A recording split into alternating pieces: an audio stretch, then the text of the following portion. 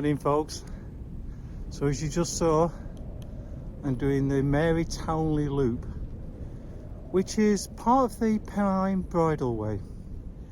And when you come to do the Pennine Bridleway, which you must do because it's part of all the national trails, then you find there's a loop at a particular point.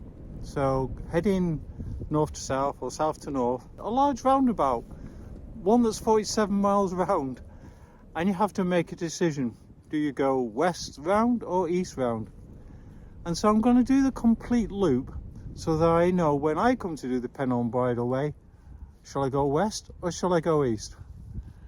So yeah, it's 47 miles like I say, so I think it's going to take 2 or 3 days.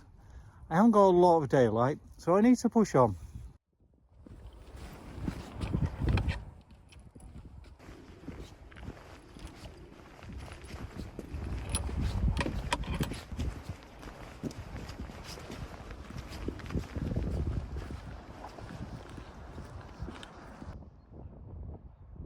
So we're going down this hill into a place called Bottomley, and then up onto that hill and a place called Summit.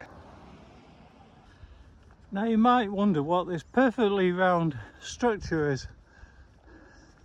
It's actually beautifully crafted, and it has a number 2 on it, and that's because it's number 2 air shaft for the tunnel, the underground tunnel, which is a railway tunnel, and the tunnel is actually called Summit Tunnel. We've just come up from the footpath there, and you can see it's all signposted appropriately, so yeah, there we've just come from there. I like this little sign as well, be nice, say hi. And this here, I mean, it says here Public Highway Walsden. So the reason I was just pointing out Walsden is that's where I actually started this morning. So it's the place where there is a railway station that it's nearest to the actual Pennine Bridleway.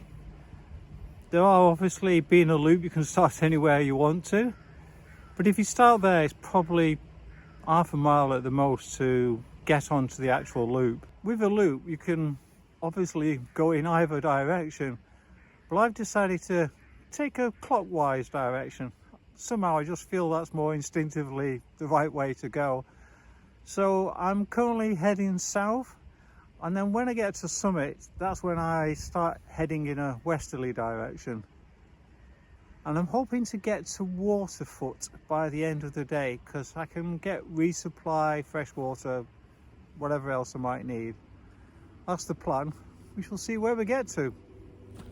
Right.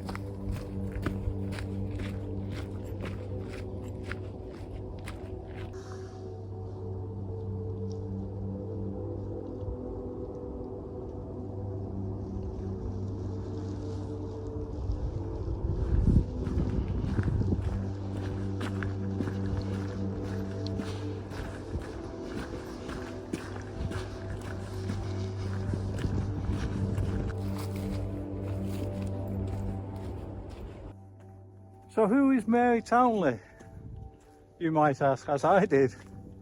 Well, she and a couple of friends in 1986, I think it was, highlighted the fact that there was no kind of like long distance bridleway for horses, and so they kind of did the trail, or put a number of trails together to do this long distance walk, or sorry, long distance trot, I guess, along the Pennine spine.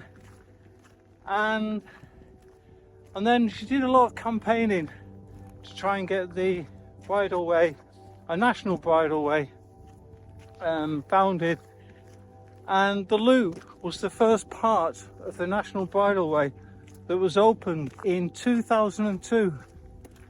Unfortunately, Mary had died in 2001, but I guess by that point she knew it was going to happen, and thereafter the other parts were joined on to their loop. So yeah, the loop is the actual start of the Pennine Bridleway in terms of when it was founded. the start I believe is in Derbyshire. So as you can see, I've got the wild horses there, and then I don't know why, but it feels quite bizarre, the golf course here very much, I was going to say on the edge of the moors, but I think it's actually in the moors. Just feels so random. And beware of flying golf balls. So this pathway is not something I would expect from a bridleway, but we are definitely in the right place, as you can see. Yeah, this is just like a normal footpath, but in some ways I'm glad. I like the variety that I'm being offered.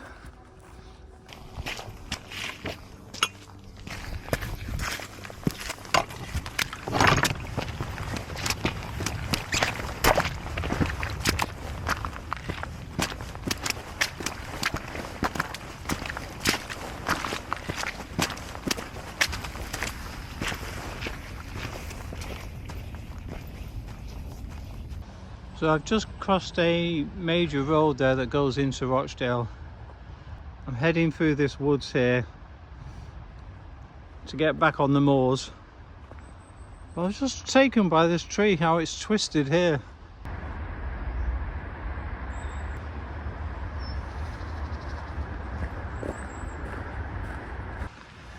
Interesting bit of carving here. A frog. I think got some ducks and maybe a fox or a dog. Yeah, interesting seat.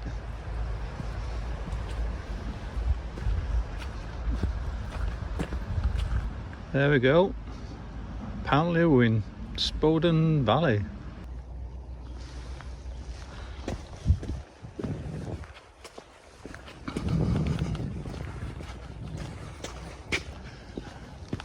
I think that up there says 1761. Or it might be 81.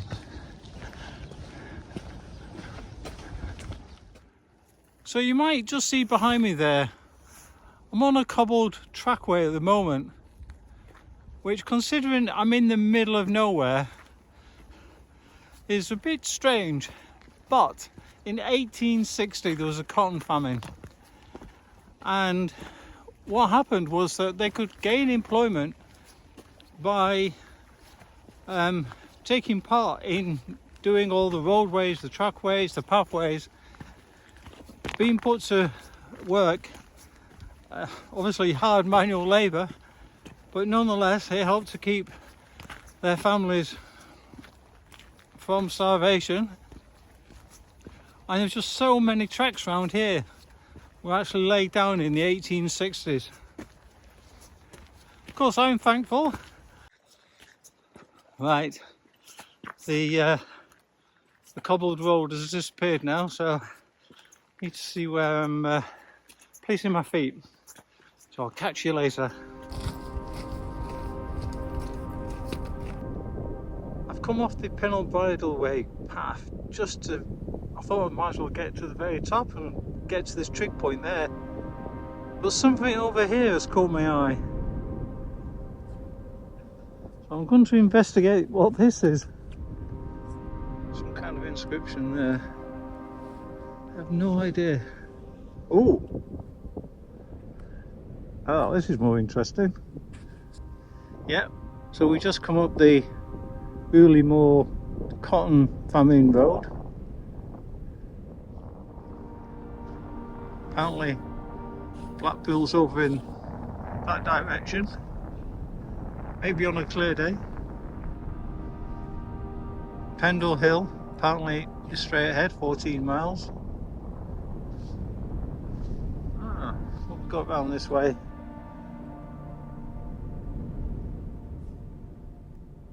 Manchester Airport, 22 miles, and I think my last walk was in that kind of direction.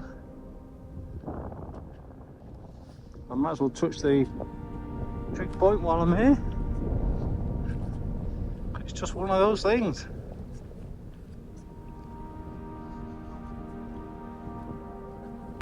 Yeah, normally I guess you'd come up here for the views. That's where I'm aiming for. Waterfoot, 3 miles.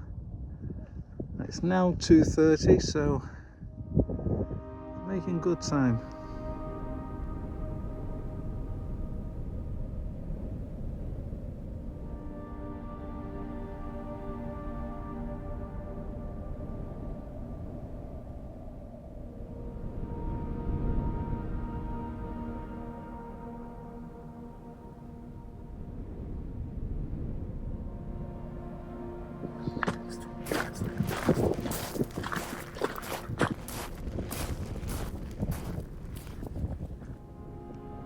So I've been following that good track there, and I've come to this information board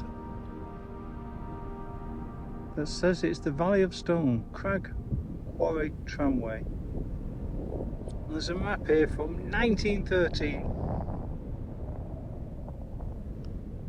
and I reckon I'm round about here somewhere. I'm trying to get to Waterfoot, as it says there, but yeah, I'll be following the tramway down this way. And there's a picture.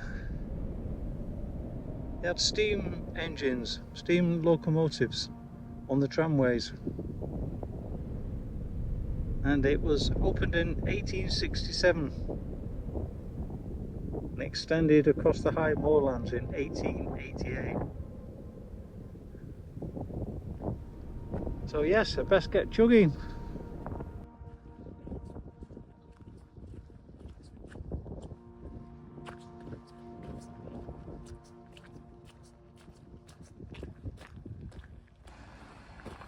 So I'm descending into Waterfoot now, and I plan to get some resupply, probably mainly water, but obviously a few chocolate biscuits wouldn't go astray.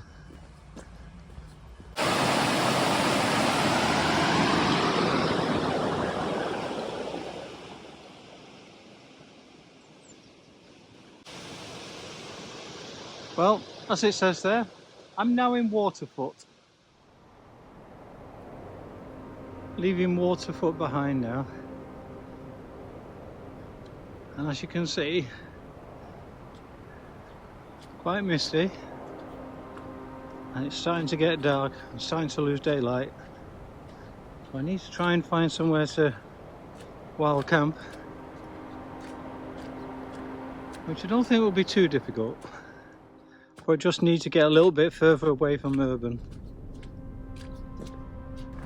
Well, the next field's probably not going to be too clever. Looks like we've got sheep and cows.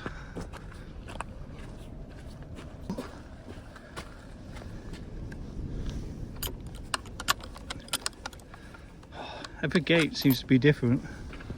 Talking of gates, somebody said there's 90 gates on this walk. 90 gates in 47 miles. I'm glad I'm not on a horse or a bike. That must be an absolute pain. Well, the weather is what you'd probably expect for the middle of January, especially on the moors. It's very damp, wet, misty. I managed to find a spot fairly well protected. There's a big, I'm not sure you can see, yeah, there's a big lump there. Evening folks. Well, I'm well chuffed with what I've managed to do today. About 19.5 miles or 31.5 kilometers. And I think the big thing that's really noticeable on this particular route is the climb. So today was 3,100 feet of climb. And in fact, I'm currently sat at 1,000 feet roughly. I'll see you in the morning. Bye for now. Leave no trace. And as you can see, it's raining. So we best get on.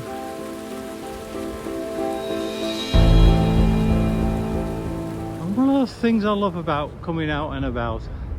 I'm just seeing this random stuff.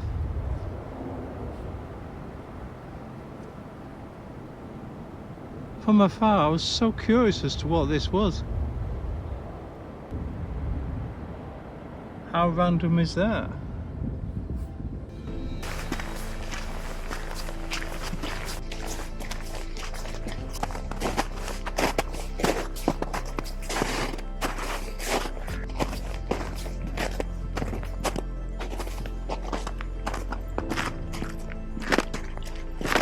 Oh.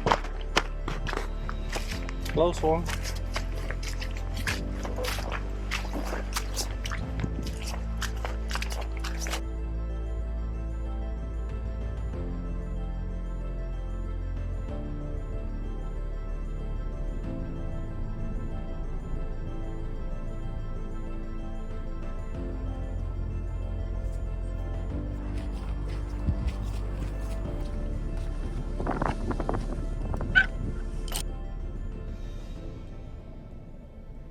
The air of heaven is that which blows between a horse's ears.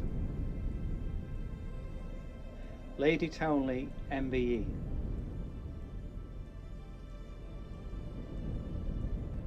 Pause a while beside this monument and remember Mary, whose vision opened up once more these ancient roots so that you too can refresh your spirit as the wild romantic terrain of the Pennine Bridleway unfolds before you.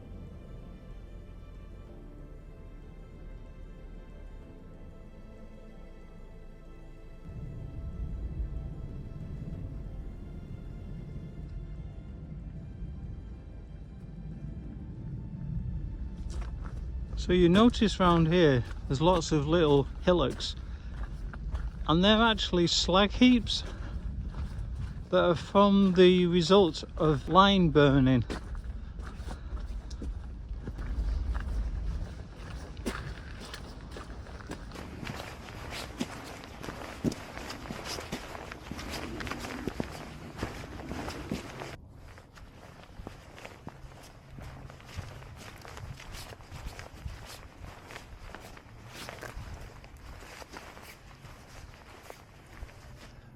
Nice seat beneath the tree in the shade for summer.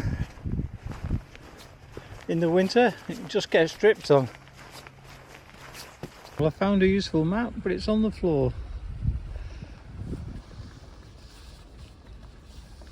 So we are actually there. It says we're going to Cantclough Reservoir, then Hurstwood Reservoir. Apparently we're on Waterfoot Moor.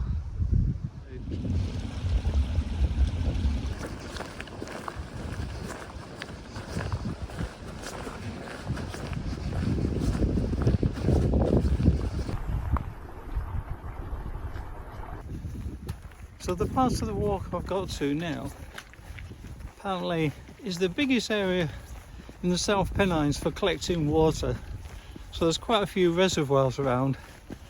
So if you're doing the walk, you're not going to be short of water. And as you saw, I took opportunity to filter some water, but it's a tough job in winter. Obviously you're standing still, so you start to cool down. And my hands in that water, oh God, I could feel them really cold. But extra layer to warm them up, so I should be fine. Oh, I don't know why I've chosen to talk to you while I'm going uphill. Bit crazy. Anyhow, I'm definitely enjoying it this morning. I think the underfoot conditions are a lot better. Yesterday, that hard stone, bit rough on your feet. I think the landscape is a bit more, not as open. Although having said that, I'm looking ahead now.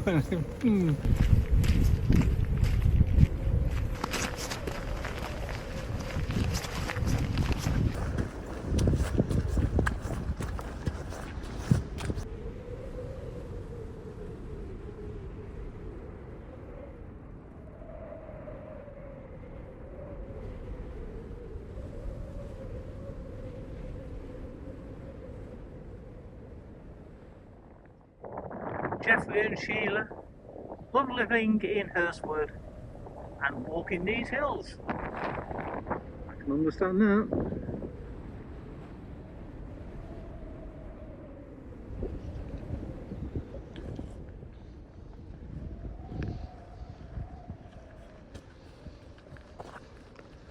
So this is Hurstwood Reservoir, and when we get to the end of it, essentially we're at the northern end of the loop.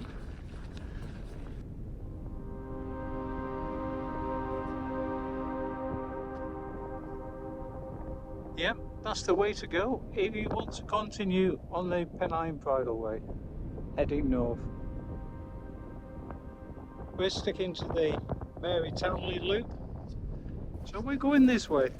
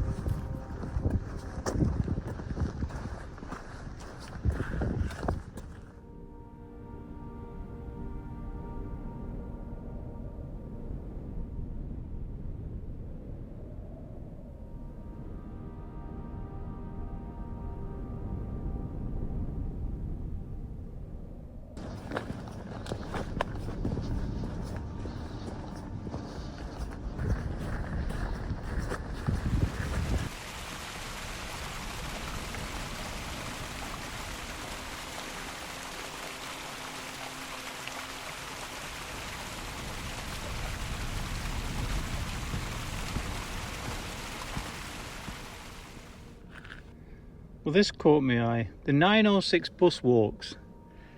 Hebden Bridge Walkers Action published a booklet of walks from the 906 bus route, and although the bus no longer runs, the walks are still wonderful and are still there. Pick up your free copy at Hebden Bridge Visitor Centre.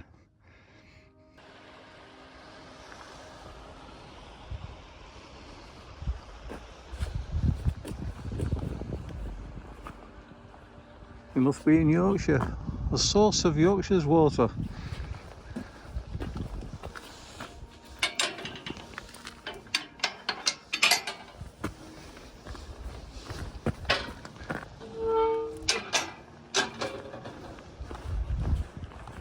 Well, I wonder what that is. A boot cleaner. Yeah, if anyone knows, I'm interested. I'm now heading south, going in the direction that I originally started. It's about 2:30, so in about 2 hours time it's going to be dark, or starting to get dark. And the problem that gives me is that bit of dilemma, because probably in 2 hours time I'm going to be near Urbanish, and I'm trying to work out how much farther I would have to walk to get back on the moors. And then the problem with that, it takes me near to the finish. I don't really fancy walking in the dark on these slippy stones to get to the finish. So yeah, I'm going to have a bit of a dilemma in about 2 hours time, I would say.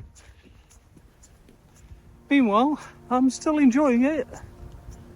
It's all misty and mysterious, but yeah, still good fun, honest.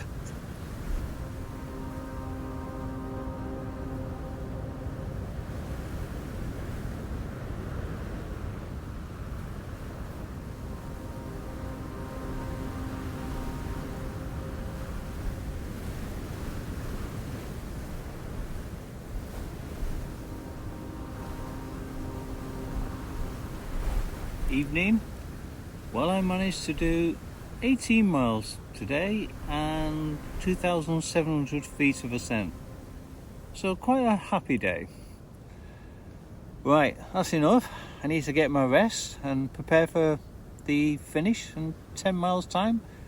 Back to the station. Bye for now. A very clear and very cold morning. And you can see over here just about there's fog or mist down there, and that's what the weather's predicted, so we shall see what happens. Meanwhile, leave no trace, all's good, we best be on our way.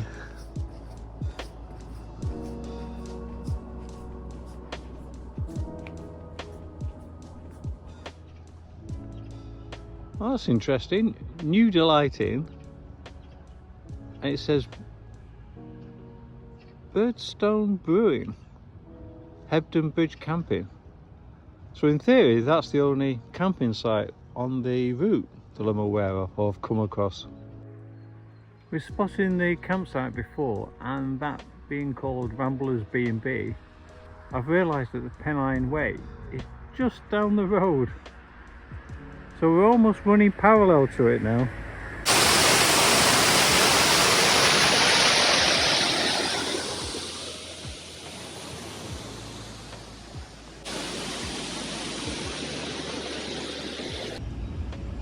Well, I've never seen this before.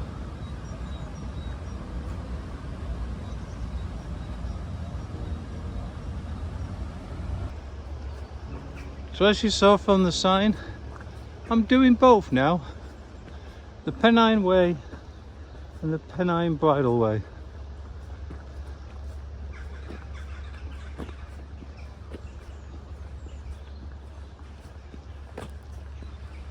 So I've just worked out this is where the Pennine Way and the Bridleway actually link,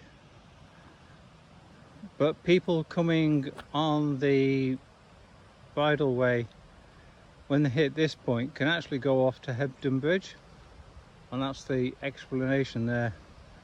And Hebden Bridge, probably about a mile from here. Yeah, a good resupply point. It's got everything you ever need. It's quite a big place, but it's a lovely place. Some great cafes there.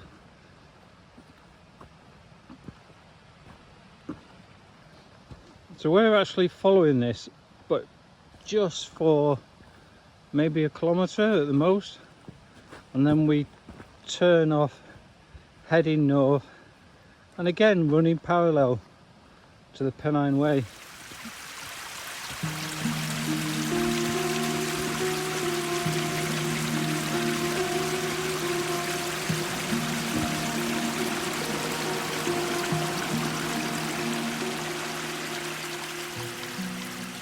As it says, Hebden Bridge that way, but the sign we're following showing us we're going to Mankin Holes, 3¼ miles.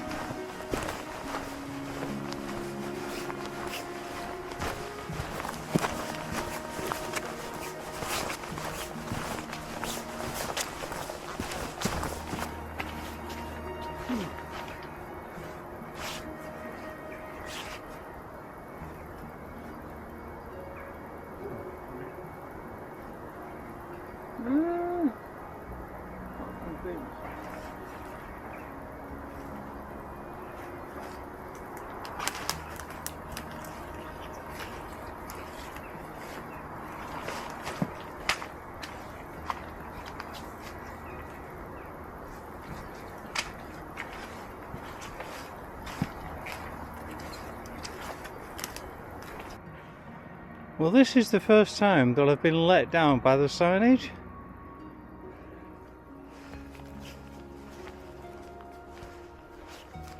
I thought that looked a bit dodgy. I'm not particularly well used, although I guess on a bike or even on a horse it'd be very easy to miss it. And I had spotted this yellow post here, And this seemed a lot more sensible. Looking on the map, it seems like the route. Well, my instincts were correct, because we've met up with the signs again at the bottom of the hill we just came down. So that one at the top, I think, is in the wrong place, or it's turned the wrong way round. Yep, so the signage has been very, very good up to now, but it's just proof that you've got to be on your mettle with navigation as well.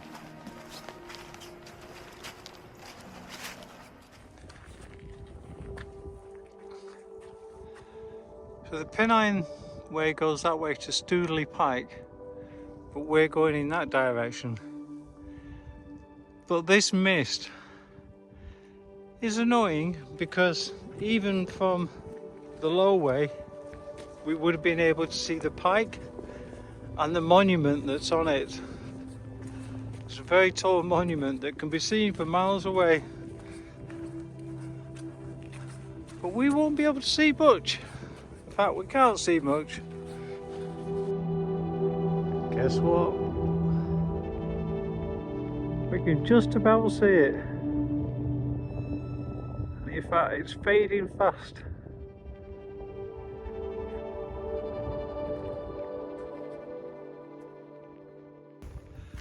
Yes, we saw the pike. I'm not sure, lucky enough, in fact I can't see it now, it's gone. So that was a lucky break. And it was originally built in 1814 to celebrate the end of the Napoleonic War. And then it fell down 40 years later, which just happened to coincide with the start of the Crimea War. Anyhow, it was rebuilt again 2 years later in 1856, I think it was. Or, yeah, 1856. Right, I've probably got about, I'm guessing, but 6 miles or so left to do.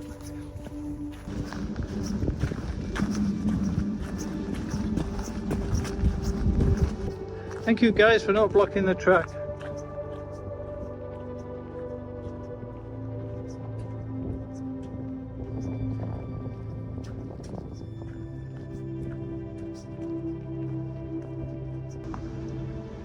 As you can see, the mist is cleared from down below. And we're going through Mankinholes now.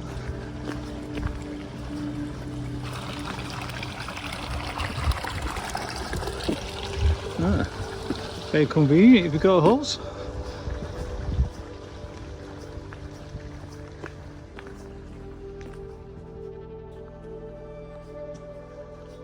We have a YHA here.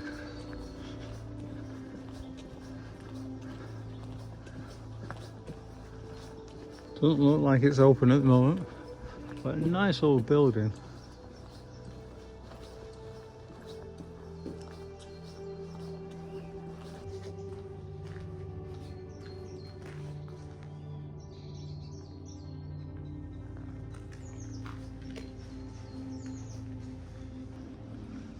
Top brink in, and then we're going down here, which is pretty steep. I would have thought that's pretty mad for a horse, but hey ho, I'm okay. And the sun's come out. Look, you can see the pike. The weather's really changed now. In fact, I've stopped to take my jacket off.